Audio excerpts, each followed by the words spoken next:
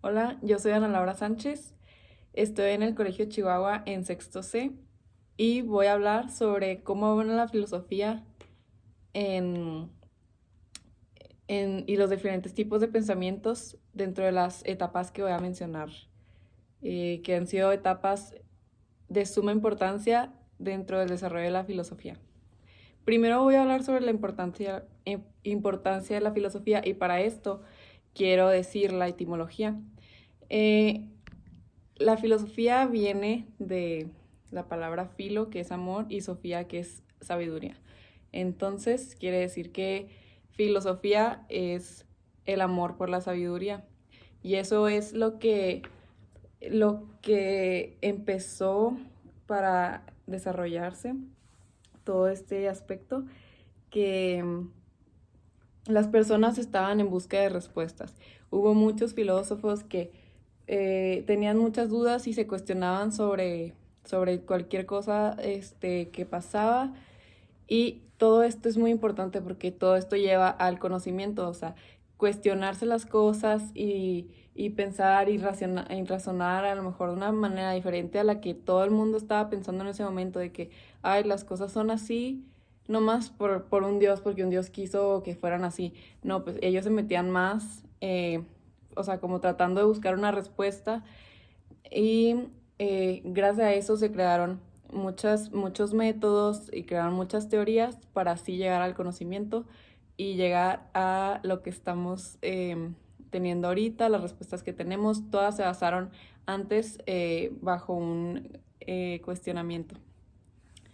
Entonces, eso yo siento que es la importancia de la sabiduría, que, que gracias a eso tenemos muchos conocimientos que antes no tenían. Bueno, cabe recalcar que el término filosofía fue determinado por Pitágoras.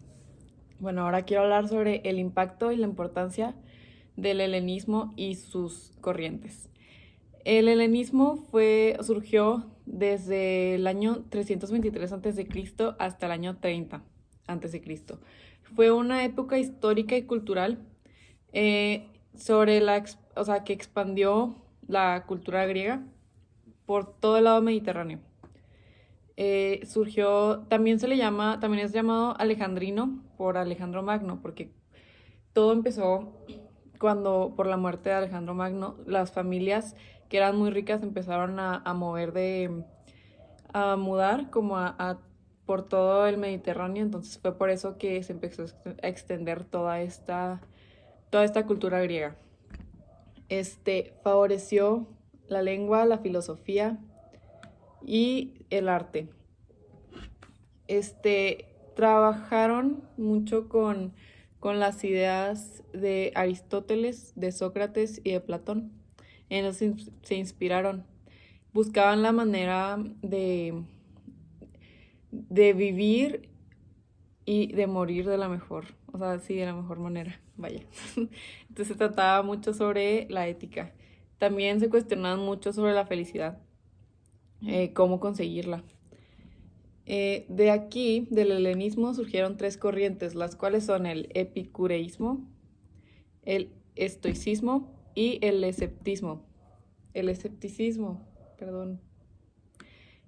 Ok, entonces vamos a empezar por el epicureísmo, fue por Epicuro, y decía que era una herramienta perfecta para curar el alma. Lo que decía él es que teníamos que tener ausencia de los temores, sobre todo de los dioses, de la muerte y del destino. Los dioses, ¿por qué? Porque decía que era algo ajeno a nosotros, de, del miedo a la muerte, porque era algo que todavía no éramos. Nosotros mientras somos, la muerte no está presente. Entonces, cuando nos moramos, entonces dejamos de ser. Entonces, ¿para qué preocuparnos ahorita? Y el miedo al destino, porque decía que nosotros cada quien formábamos nuestra realidad, tenemos la libertad, y hacernos, pues sí, nos hacíamos dueños de nuestro destino. El estoicismo fue fundada por Zenón de Sitio en el siglo IV a.C. Lo que quería era lograr la imperturbabilidad y, o sea, tenía en cierto grado tener, o sea, era tener una independencia ante el mundo externo. También fue muy influida por Cínicos y por Heráclito. Y por último, el escepticismo, el cual estaba basado en la desconfianza de todas las cosas. No había ningún saber firme ni tampoco ninguna opinión segura. Aquí influyeron mucho Pirrón de Elis y Timón de Filunte. Ok, ahora quiero hablar sobre la Edad Media. La Edad Media también es conocida como época medieval, medievo o medioevo, y es del siglo V al XV. Es una época, o sea, se dice que es una época oscura, pero sin embargo sí trajo muchas cosas, muchos conocimientos y avances importantes, que son muy importantes hasta ahorita en la actualidad. Los monasterios recogieron y transmitieron muchos conocimientos gracias a la veneración por lo antiguo o el desinterés o alejamiento de la realidad. Permítanme tantito. Ok, de aquí, algunas causas fueron el laicismo, que es la independencia del hombre es la independencia del hombre del Estado y de la Iglesia, el racionalismo, que es la razón como fuente principal, la confianza de la razón, el pensamiento ecuménico europeo, el liberalismo político, la hegemonía del mercado y el individualismo, que es una tendencia de una persona a obrar según su propia voluntad. Ok, también mucho la crítica a la tradición y la normatividad de la vida social. Todo esto, las consecuencias fueron que se debilitó la iglesia. Eh, entonces empezaron, pues sí, por lo mismo que se debilitó la iglesia, pues empezó más, una nueva idea de lo que es el ser humano, la relación del hombre y la naturaleza, y dio surgimiento al capitalismo.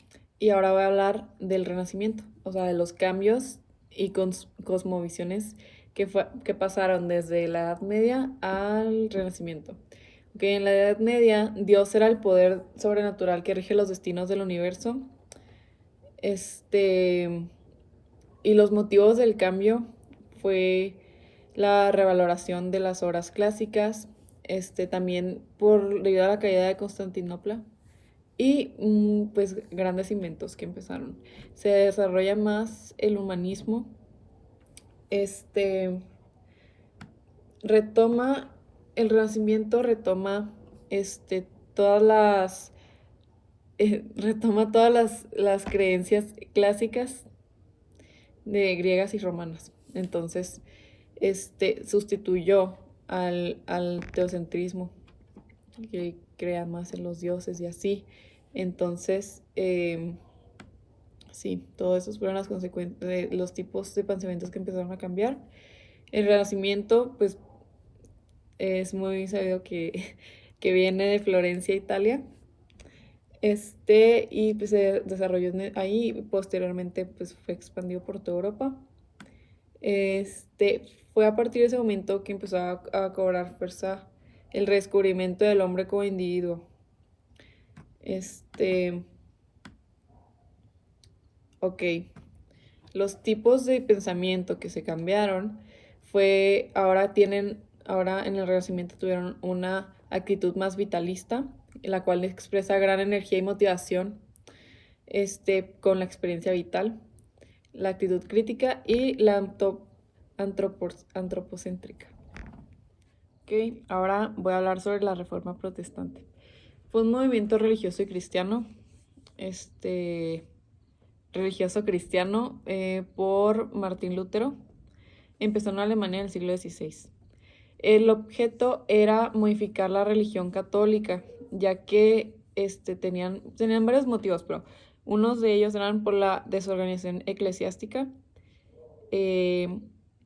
También decían que se contradecían mucho porque empezaron en la religión católica, en las iglesias, al Papa darle demasiada importancia,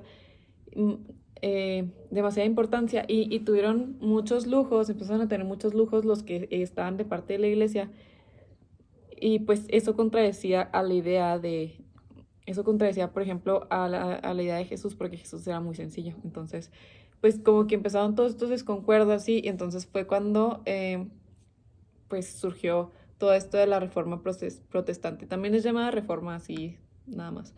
Entonces aquí el Papa deja de ser el centro de la religión y gracias a esto empezaron a tener nuevas iglesias para volver al origen de la religión cristiana. Este,